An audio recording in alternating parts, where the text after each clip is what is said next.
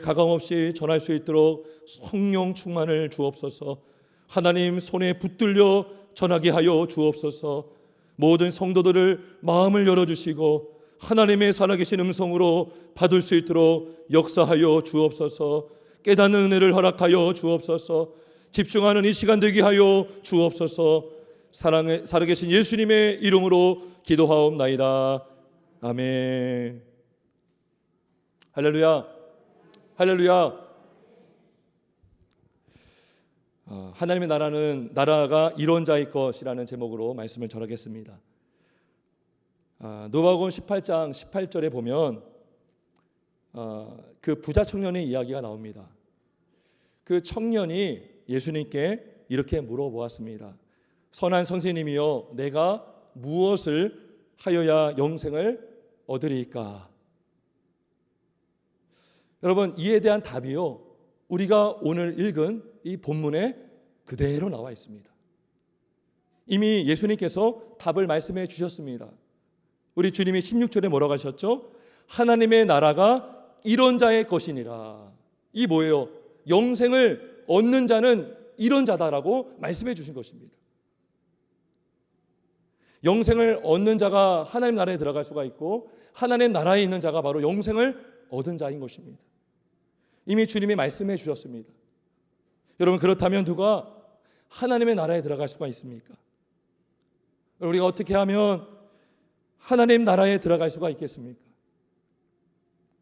첫 번째는 이것입니다. 하나님의 나라는 오직 하나님의 은혜로만 들어갈 수가 있습니다. 오직 하나님의 은혜, 오직 하나님의 은혜로만 구원을 받고 천국에 들어갈 수가 있는 것입니다. 믿으십니까? 여러분, 예수님께서 만져주심을 바라며 사람들이 아이들을 데려왔어요. 어린 자녀들을 데려왔습니다. 그런데 그 제자들이 꾸짖었어요. 하지만 도리어 예수님은 그 사람들을 꾸짖은 제자들을 꾸짖습니다. 그리고 이렇게 말씀하십니다. 어린아이들이 내게 오는 것을 용납하고 금하지 말라. 하나님의 나라가 이런 자의 것이니라. 다시 말하면 천국은 어린아이와 같은 자의 것이다라고 말씀해 주신 것입니다. 왜 예수님께서 천국이 어린아이와 같은 자의 것이다라고 말씀했을까요?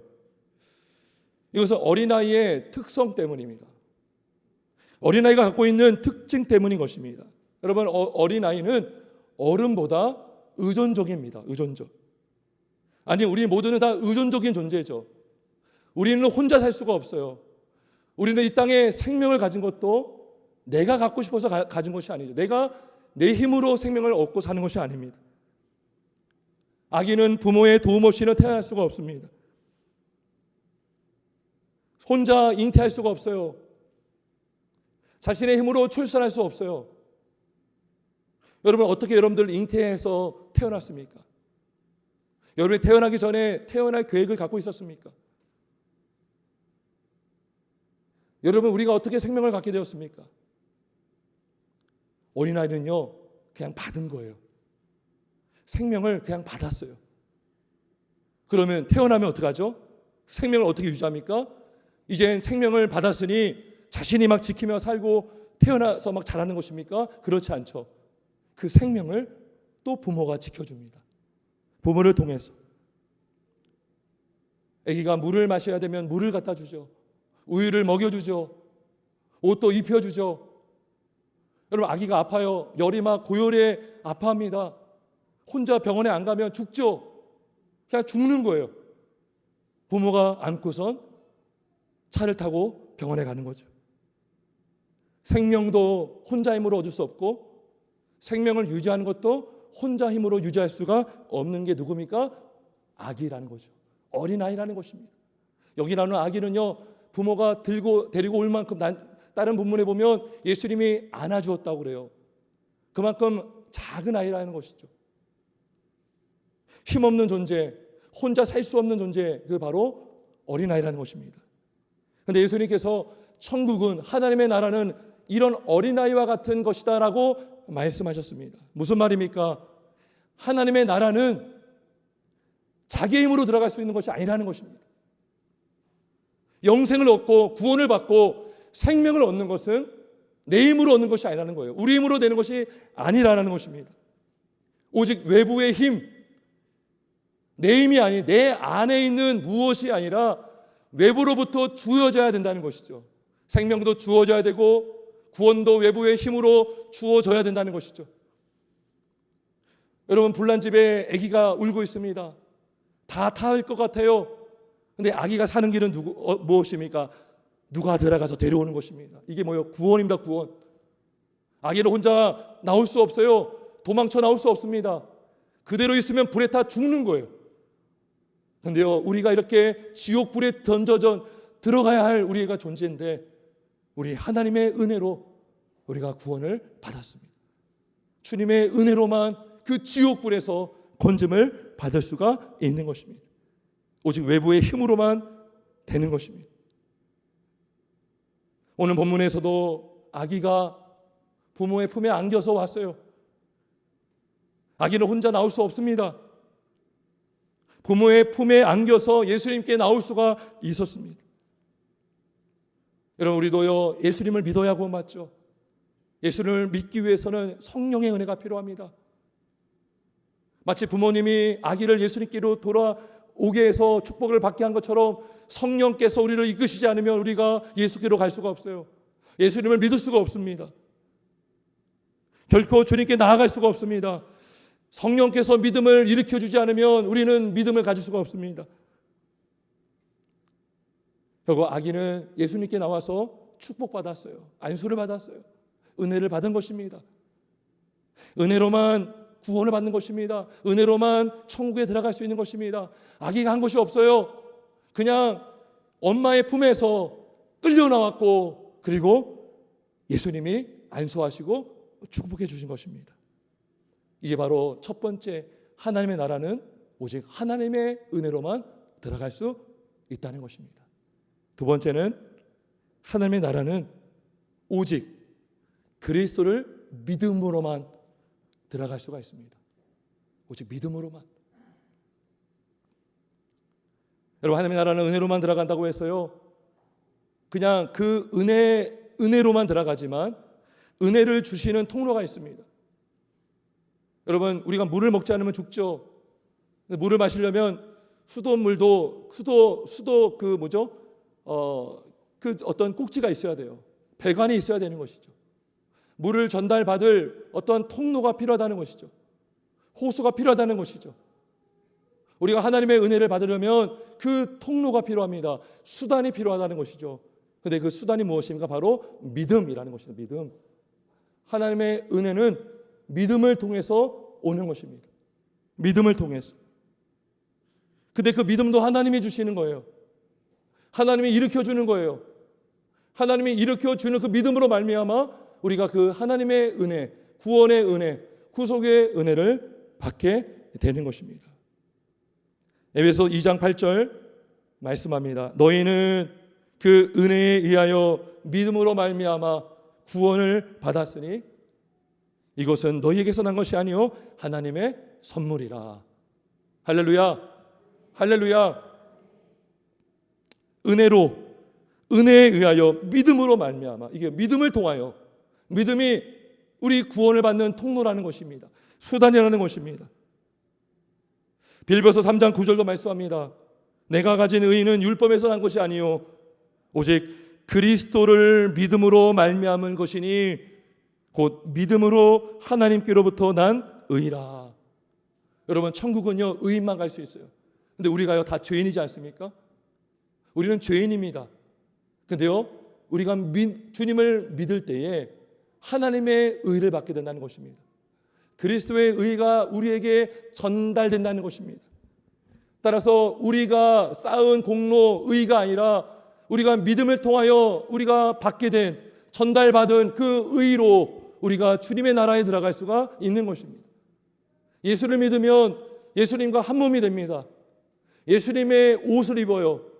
예수님의 의의 옷을 입어서 우리는 죄인이지만 하나님의 의롭다 여겨 주는 것입니다.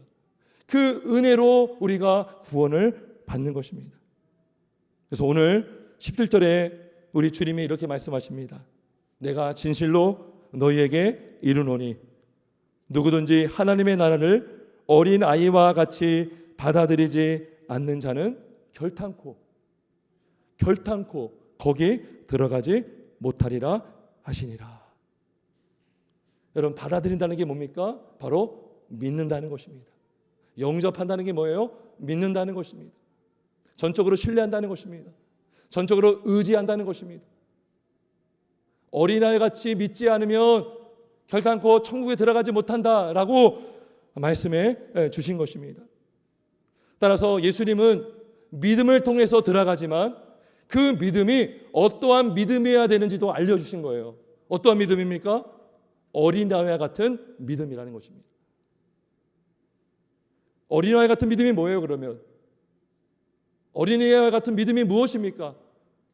그건 바로 낮은 마음으로, 겸손한 마음으로, 순전하게, 전적으로 주님을 신뢰하는 믿음을 바로 어린아이 같은 믿음이라고 하는 것입니다. 제가 부교육사 때에 주일학교에서 아이들에게 이렇게 설교했어요. 그리스도는 교회의 머리시다. 에베소서에 나오잖아요. 교회의 머리는 그리스도이시다. 설교를 마치고 아이들에게 그림을 그리라고 했어요. 그런데요, 많은 아이들이 어떻게 그린지 아십니까? 진짜 교회 건물을 그리고요, 그 탑 위에 예수님의 얼굴을 탁 이렇게 그린 거예요. 너무 순수하지 않습니까? 물론 아이들도요, 순수하지 않은 면도 많아요. 그런데 아이들은요, 그대로 받는 특성이 있어요. 물론 교회의 머리가 그리스도라는 것은 교회를 주님이 통치하시고 주님이 다스리신다라는 뜻이죠. 근데 아이들은요, 교회의 머리는 주님이시다고 했더니 그냥 그대로 믿은 거예요. 아이들은요, 복잡하게 생각하지 않습니다. 계산적으로 생각하지 않아요. 단순하게 받아들이는 특성이 있습니다. 이게 뭐예요? 어린아이 같이 받아들이는 거죠. 진리를 믿는 거죠. 진리를 받아들이는 거죠. 물론 우리가 진리가 아닌 것을 그대로 받으면 위험하죠. 때로는 베레아 사람들처럼 말씀이 그러한가 상고할 필요가 있습니다. 하지만 성경이 엄연하게 말씀하는 분명한 진리라면 우리는 그걸 믿어야 되는데 어떻게 믿어야 된다고요? 어린아이 같이 그대로 순전하게 겸손하게 믿는 믿음이어야 한다는 것입니다. 그런 측면에서 하나님 나라를 어린아이와 같이 받아들이라고 우리 주님이 말씀하신 것입니다. 겸손하게. 여러분, 누가 진리를 믿을까요? 자신의 무지함을 아는 자가 진리를 믿는 것입니다. 누가 구원자를 찾을까요? 내가 죄인임을 아는 자가 찾을 수 있습니다. 누가 치료되신 주님께 나갈까요? 내가 병든 자고, 내가 망가진 자고, 내가 죄로 오염된 자임을 아는 자. 누구예요? 겸손한 자입니다. 겸손한 자가 지혜를 찾고 하나님을 경외하는 신앙을 가질 수가 있는 것입니다. 내가 죄인임을 알고, 내가 무지함을 알고, 이대로 사는 인생, 망하는 인생임을 아는 자, 그게 바로 겸손한 자요, 어린아이 같은 낮은 자의 모습인 것입니다. 여러분, 하지만 오늘 본문 앞뒤로 보면 어린아이와 같지 않는 사람들이 나와요. 바리새인들이 나오고 바로 또 부자 청년들이 나옵니다. 바리새인들은 뭐라고 자신을 자랑했습니까? 나는 저들처럼 계명을 안 지켜서 감사합니다. 나는 저들같이 아니함을 감사합니다. 나는 일에 금식을 2번이나 하고 11조를 내니 너무나 감사합니다. 나는 저 세리와 같지 아니함을 감사합니다 라고 하면서 자신의 공로를 드러내고 자신의 의의를 자랑했어요. 부자 청년은 어떻게 했죠? 오늘 보면 또 뒤에 나와요. 나는 어려서부터 이 계명들을 다 지켰습니다. 또 무엇이 필요합니까? 이들의 특징은 뭐예요? 하나같이 자신의 공로를 자랑했다는 거예요. 자신의 의의를 드러냈다는 것입니다. 내가 더 무엇을 함으로 은혜를 받고자 했다는 것이죠. 하지만 세리는 달랐어요. 오늘 본문 앞에 나오는 세리는 달랐습니다. 바리새인들은 교만했지만 세리는 겸손했습니다.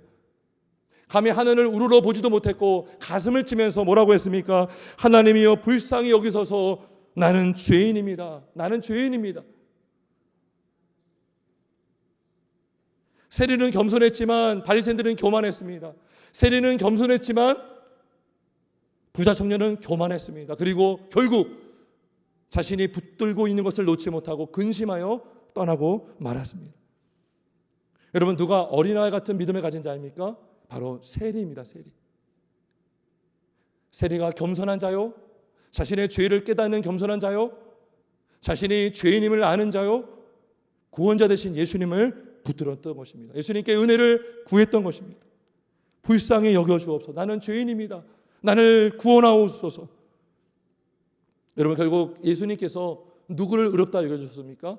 바로 세리를 의롭다 여겨주시면서 이렇게 말씀하셨습니다.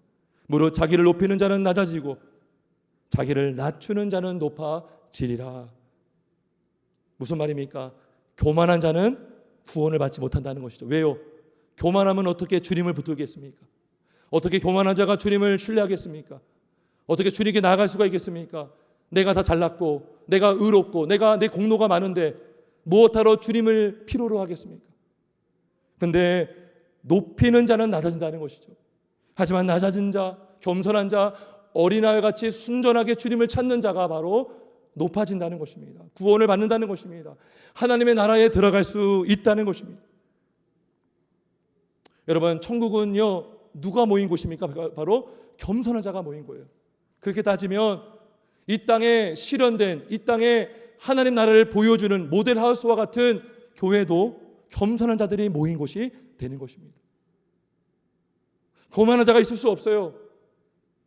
나 자랑하고 내 지식을 자랑하고 내 학벌을 자랑하고 내 사회적 명망을 자랑하고 내 직분을 자랑하는 자는 있을 수 없죠. 어린아이 같이 늘 주님이 필요합니다. 주님의 은혜로 구원받았습니다. 오늘도 주님이 필요합니다. 내일도 주님이 필요합니다라고 겸손한 자가 바로 어린아이 같은 믿음을 가진 자인 것입니다. 이런 믿음을 누가 가질 수 있습니까? 여러분, 우리 힘으로 가질 수 없어요. 어린아이가 자기 힘으로 태어날 수 없었던 것처럼 우리가 이 믿음으로 구원을 받을지언데 이 믿음조차도 우리의 힘으로 가질 수가 없는 것입니다. 오직 성령께서 일으켜 주시고 우리에게 선물로 주실 때에 우리가 가질 수 있는 것입니다. 스가랴 4장 6절을 말씀합니다. 이는 힘으로 되지 아니하며 능력으로 되지 아니하고 오직 나의 영으로 되느니라. 하나님의 영으로만 우리는 믿음을 가질 수가 있는 것입니다. 따라서 구원은 믿음도 하나님의 선물이요. 우리는 이 구원을 자랑할 수가 없습니다. 이러한 구원의 은혜가 저와 여러분 우리 모두에게 있길 주님의 이름으로 축원합니다.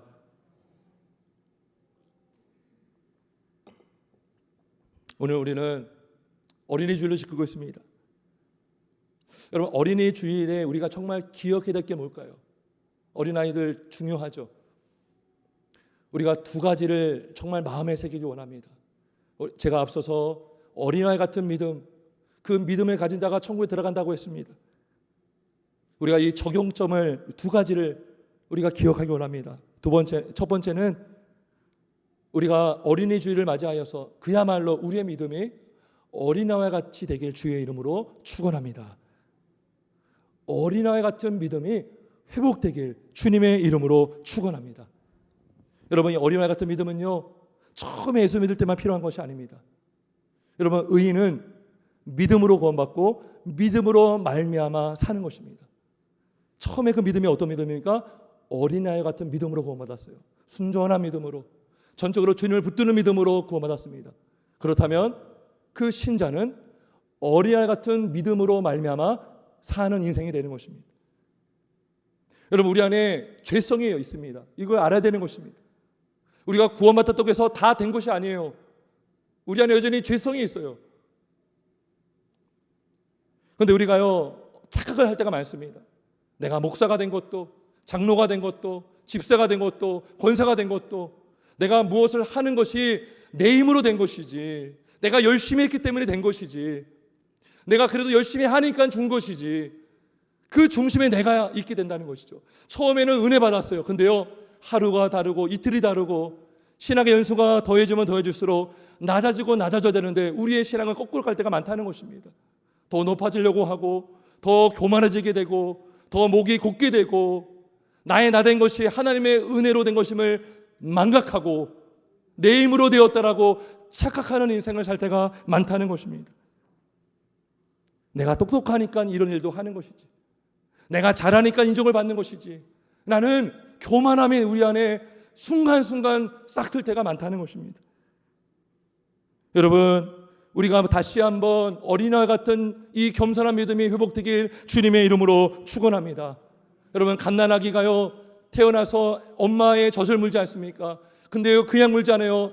아주 전심을 다해 물고 빱니다. 엄마의 도움을 그 본능적으로 붙드는 거죠. 우리가 주님의 은혜로 생명받았어요. 구원받았어요. 그러면 우리 인생도 전적으로 주님을 붙드는 신앙이어야 되는 줄 믿습니다.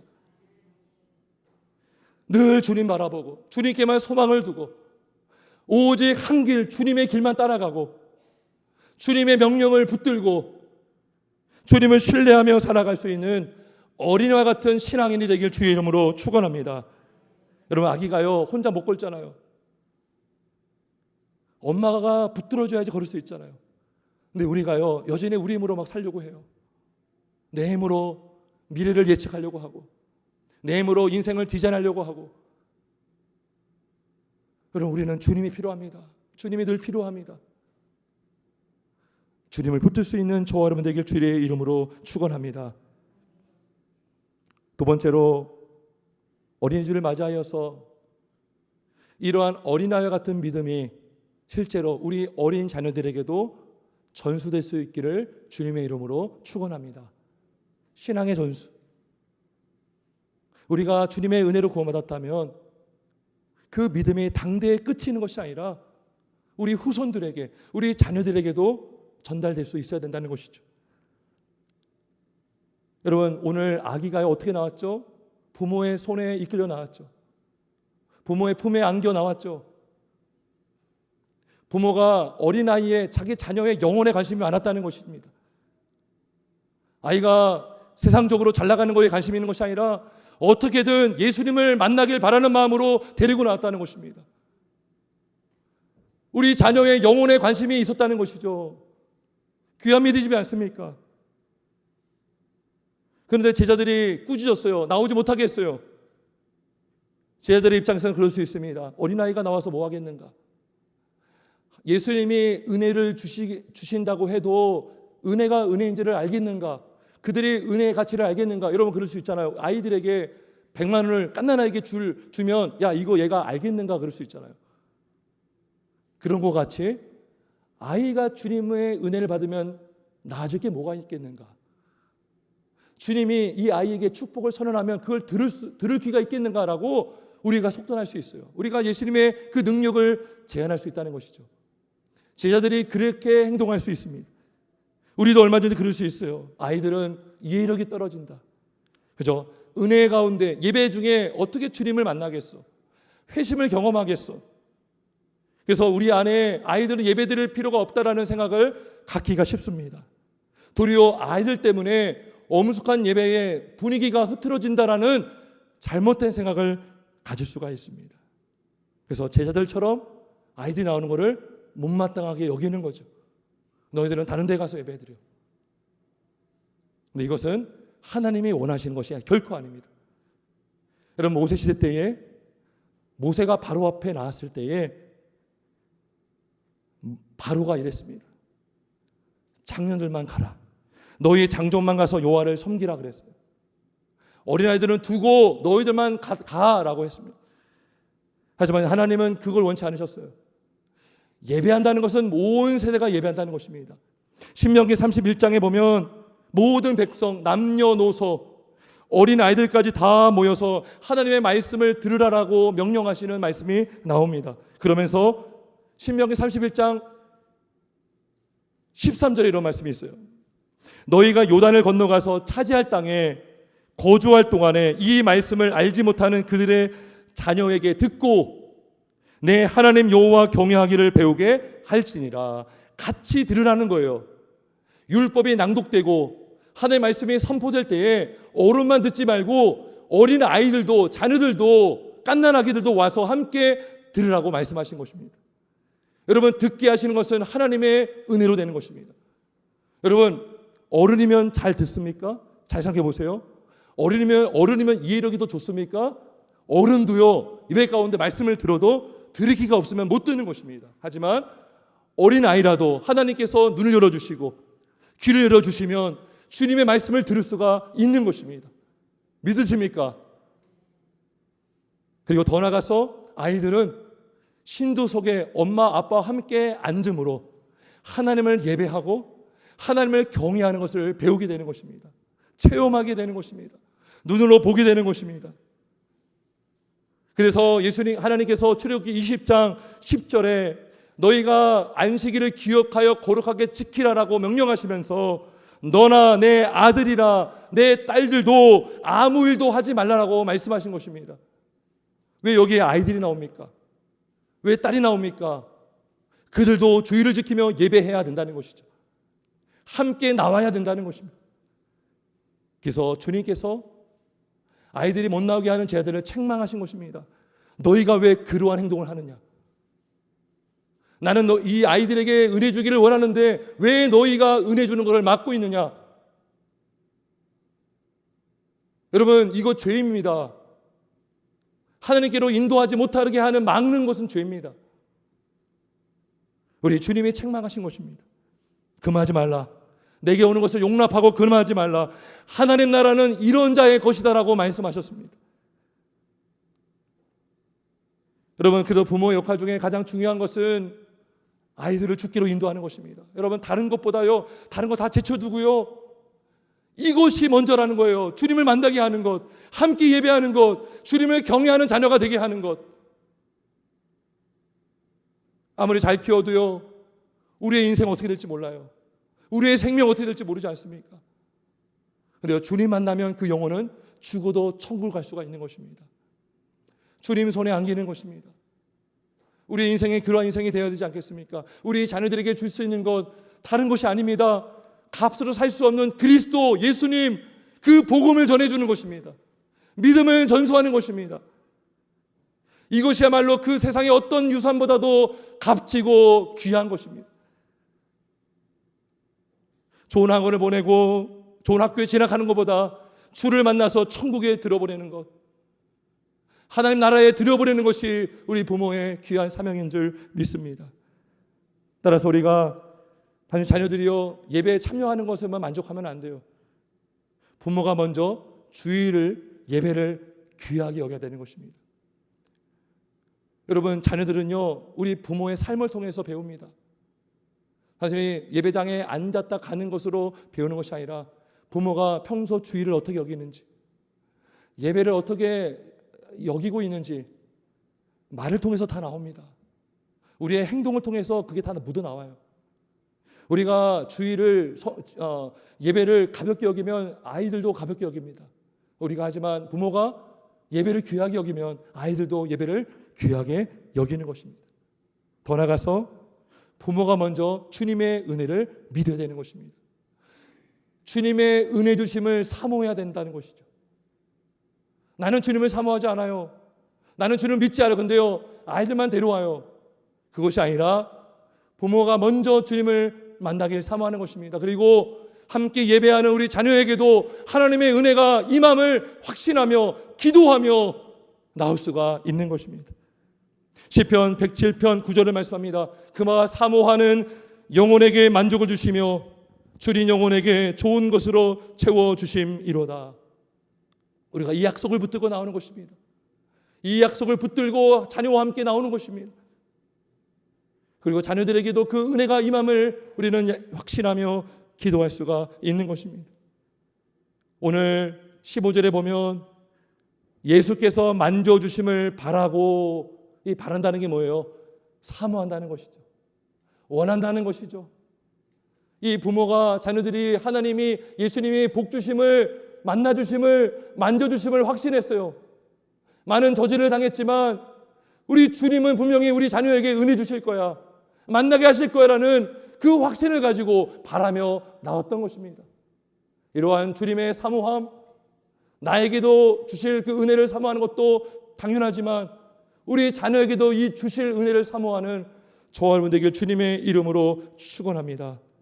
가정을 다를 맞이하여서 우리 모든 가정에 이러한 어린아이 같은 신앙이 회복되길 주님의 이름으로 축원합니다. 주를 떠났던 자녀들, 또 주를 떠났던 남편들, 아내들, 근데요 우리가 기억할 것은 여러분 그들이 회심하지 않았다면, 여러분 신앙생활에 방학이 있습니까? 여러분 우리 자녀들의 회심을 점검하십시오. 그리고 회심하도록 기도하십시오. 그리고 주님을 붙으십시오. 처음부터 예수님을 아예 안 만날 수도 있습니다. 우리 그 믿음이 우리 아이들에게 일으켜지고 우리 아이들이 주님을 정말 인격적으로 만날 수 있길 주님의 이름으로 축원합니다. 그리고 그 자녀들에게 이 어린아 같은 믿음이 전수되길 주님의 이름으로 축원합니다. 우리가 할 수 없어요. 하나님이 할 수 있습니다. 하나님이 은혜 주셔야 되는 것입니다. 우리는 그때를 기다리는 것입니다. 그리고 기도하는 것입니다. 우리가 할 수 있는 게 뭐예요? 함께 예배하는 것이고, 함께 믿음 생활하는 것이고, 함께 주님의 은혜를 전하고 나누는 것입니다. 주님의 사랑을 함께 나누고, 자녀들 주의 교훈과 훈계로 양육하고, 또 자녀들은 주님의 훈계와 교훈을 받고 또 변화되고, 그렇게 하기를 힘쓰며 나아갈 때에 그 가정이 주님의 은혜로 가득 채워질 줄 믿습니다. 우리 온 가정에 오직 예수님을 섬기고 예수님만을 예배하는 가정 되길 주님의 이름으로 축원합니다. 주님이 그렇게 하실 줄 믿습니다. 함께 기도하겠습니다.